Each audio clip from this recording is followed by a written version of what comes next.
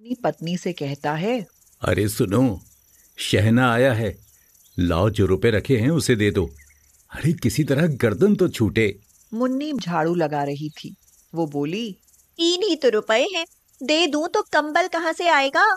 माघ पूस की रात खेत में कैसे कटेगी? उससे कह दो फसल पर रुपया देंगे, अभी नहीं है। हल्कू थोड़ी देर तक चुपचाप खड़ा रहा और अपने दिल में सोचता रहा। पूस सर पर आ गया है। बगैर कंबल के खेत में रात को वो किसी तरह सो नहीं सकता, मगर शहना मानेगा नहीं। और फिर मुन्नी से कहा, ला दे दे, गर्दन तो किसी तरह से बचे। कंबल के लिए कोई दूसरी तरकीब सोचूंगा। मुन्नी उसके पास से दूर हट गई और आंखें टेढ़ी करती हुई बोली, कर चुके दूसरी तरकीब, जरा सुनूं कौन तरकीब करोगे? हाँ, न जाने कितना रुपया बाकी है जो किसी तरह आधा ही नहीं होता। मैं कहती हूँ तुम खेती क्यों नहीं छोड़ देते? मर मर कर काम करो, पैदावार हो तो उससे कर्जा अदा करो, ऐसी खेती से बाज आए। मैं रुपए ना दूंगी, ना दूंगी। हाँ। हल्कू रंजीदा होकर बोला, तो क्या गालियां खाऊं? गाली क्यों देगा? क्या उसका राज है? मगर यह कहने के साथ ही उसकी तनी हुई भवें ढीली पड़ गईं। फिर उसने ताक पर से रुपए उठाए और लाकर हल्कू के हाथ पर रख दिए। फिर बोली, तुम अब की खेती छोड़ दो। हाँ, मजदूरी में सुख से एक रोटी तो खाने को मिलेगी, किसी की धौंस तो ना रहेगी। अच्छी खेती है, मजदूरी करके लाओ, वो भी उसमें झोंक दो। हल्कू ने रुपए लिए और इस तरह बाहर चला। उसने एक एक पैसा काट कर 3 रुपए कंबल के लिए जमा किए थे। वो आज निकले जा रहे हैं। एक एक कदम के साथ उसका दिमाग अपनी नादानी के बोझ से दबा जा रहा था। पूस की अंधेरी रात, आसमान पर तारे भी ठिठुरते हुए मालूम होते थे। हल्कू अपने खेत के किनारे ओक के पत्तों की एक छतरी के नीचे बांस के खटोले पर अपनी पुरानी गाढ़े की चादर ओढ़े हुए कांप रहा था। खटोले के नीचे उसका साथी कुत्ता जबरा पेट में मुंह डाले सर्दी से कूं कूं कर रहा था। दो में से एक को भी नींद न आती थी। हल्कू ने घुटनों को गर्दन में चिमटाते हुए कहा, क्यों जबरा, जाड़ा लगता है? तो यहाँ क्या लेने आया था? अब खा सर्दी, मैं क्या करूं? अब रो। जबरा ने लेटे हुए दुम हिलाई। शायद वो ये समझ गया था कि उसकी कूं कूं की आवाज से उसके मालिक को नींद नहीं आ रही है। हल्कू ने हाथ निकाल कर जबरा की ठंडी पीठ सहलाते हुए कहा, कल से मेरे साथ ना आना, नहीं तो ठंडे हो जाओगे। ये पछुआ हवा न जाने कहां से बर्फ लिए आ रही है। उठूं फिर एक चिलम भरूं, किसी तरह रात तो कटे। 8 चिलम तो पी चुका, ये खेती का मजा है। हल्कू उठा और गड्ढे में जरा सी आग निकालकर चिलम भरी। जबरा भी उठ बैठा। हल्कू ने चिलम पीते हुए कहा, पिएगा चिलम? जाड़ा तो क्या जाता है, आज जरा मन बहल जाता है। आज और जाड़ा खा ले। कल से मैं यहाँ पियाल बिछा दूंगा, उसमें घुस कर बैठना, जाड़ा नहीं लगेगा। जबरा ने अगले पंजे उसके घुटनों पर रख दिए और उसके मुंह के पास अपना मुंह ले गया। हल्कू को उसकी गर्म सांस लगी।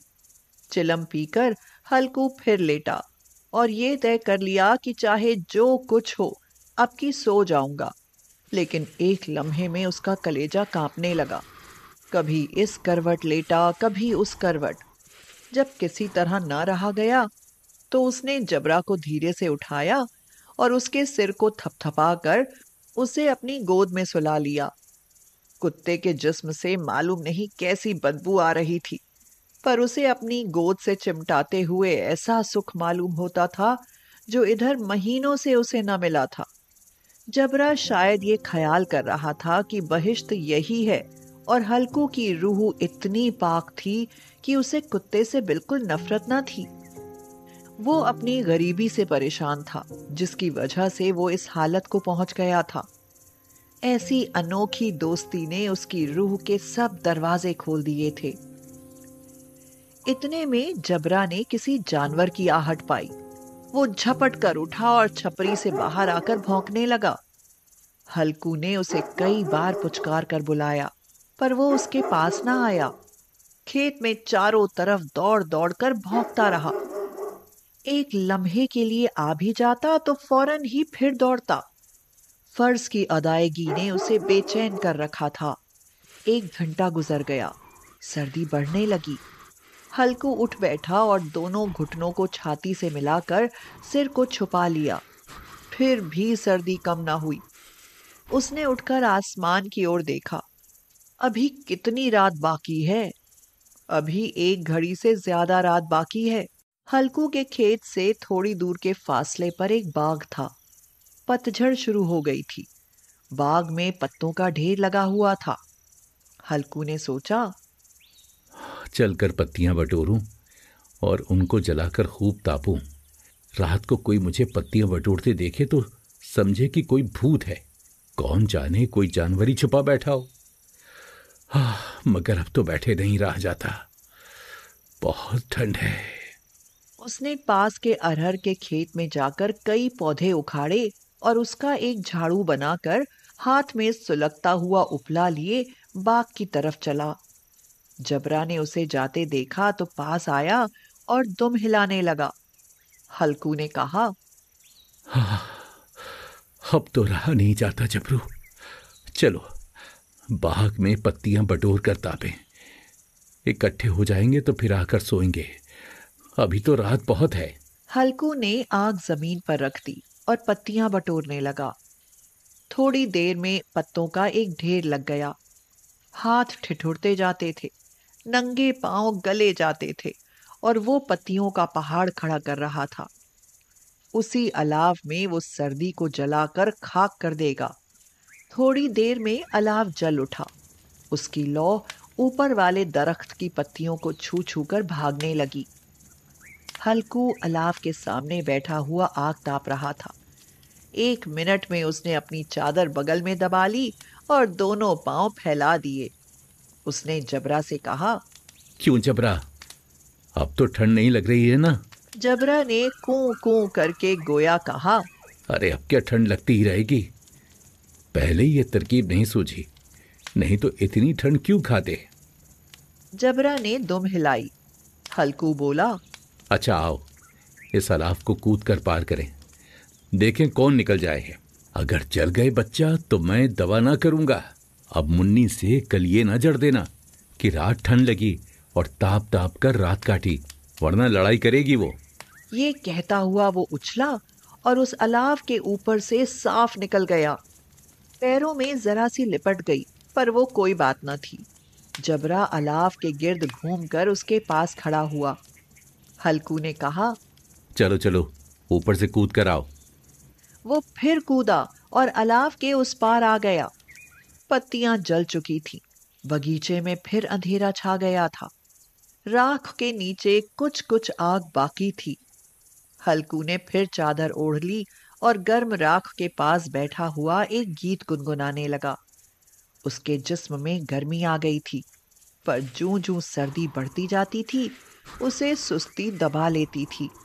जबरा जोर से भौंककर खेत की तरफ भागा। हल्कू को ऐसा मालूम हुआ कि जानवर का एक झुंड उसके खेत में आया। शायद नीलगाय का झुंड था। उनके कूदने और दौड़ने की आवाजें साफ कान में आ रही थी। फिर ऐसा मालूम हुआ कि खेत में चर रही हैं। उसने दिल में कहा, जबरा के होते हुए कोई जानवर खेत में नहीं आ सकता। नोच ही डाले। मुझे वहम हो रहा है। अरे मुझे भी कैसा धोखा हुआ। उसने जोर से आवाज लगाई, जबरा जबरा। जबरा भौंकता रहा, उसके पास ना आया। जानवरों के चरने की आवाज चर चर सुनाई देने लगी। हल्कू अब अपने को फरेब न दे सका, मगर उसे उस वक्त अपनी जगह से हिलना जहर मालूम होता था। वह अपनी जगह से न हिला। बैठे बैठे जानवरों को भगाने के लिए चिल्लाने लगा, लियो लियो लियो लियो, हो हा हा हा हा हा हा हा, लियो लियो लियो लियो लियो, हा हा हा हा हा। मगर जबरा फिर भौंक उठा। अगर जानवर भाग जाते तो वो अब तक लौट आया होता। नहीं भागे, अभी तक चल रहे हैं। शायद वो सब भी समझ गए हैं कि इस सर्दी में कौन भीगा है जो उनके पीछे दौड़ेगा। फसल तैयार है। कैसी अच्छी खेती थी। सारा गांव देख देख कर जलता था। उसे ये अभागे तबाह किए डालते हैं। अब हल्कू से ना रहा गया। वो पक्का इरादा करके उठा और 2-3 कदम चला। बिच्छू के डंक का सा झोंका लगा। वो फिर बुझते हुए अलाव के पास आ बैठा और राख को कुरेद कुरेद कर अपने ठंडे जिस्म को गरमाने लगा। जबरा अपना गला फाड़े डालता था। नील गाय खेत का सफाया किए डालती थी और हल्कू गर्म राख के पास बेहिस बैठा हुआ था। आखिर वहीं चादर ओढ़कर सो गया। सवेरे जब उसकी नींद खुली तो देखा चारों तरफ धूप फैल गई है और मुन्नी खड़ी कह रही है, क्या आज सोते ही रहोगे तुम? यहाँ मीठी नींद सो रहे हो और उधर सारा खेत चौपट हो गया। सारे खेत का सत्यानाश हो गया। भला कोई ऐसे भी सोता है? तुम्हारे यहाँ मंडिया डालने से क्या हुआ? हल्कू ने बात बताई। अरे मैं मरते मरते बचा, तुझे अपनी खेत की पड़ी है। पेट में ऐसा दर्द उठा कि मैं ही जानता हूँ। दोनों फिर खेत के डांडे पर आए। देखा खेत में एक पौधे का नाम नहीं और जबरा मंडिया के नीचे चित्त पड़ा है। बदन में जान नहीं है। दोनों खेत की तरफ देख रहे थे। मुन्नी दुखी मन से कहती है, अभी खेती करना छोड़ दो और मजदूरी करना शुरू कर दो। कम से कम एक वक्त की रोटी तो सुकून से खाएंगे। हल्कू प्रसन्न होकर बोला, हाँ, मजदूरी ही ठीक है। कम से कम रात में ठंड में खेत पर आकर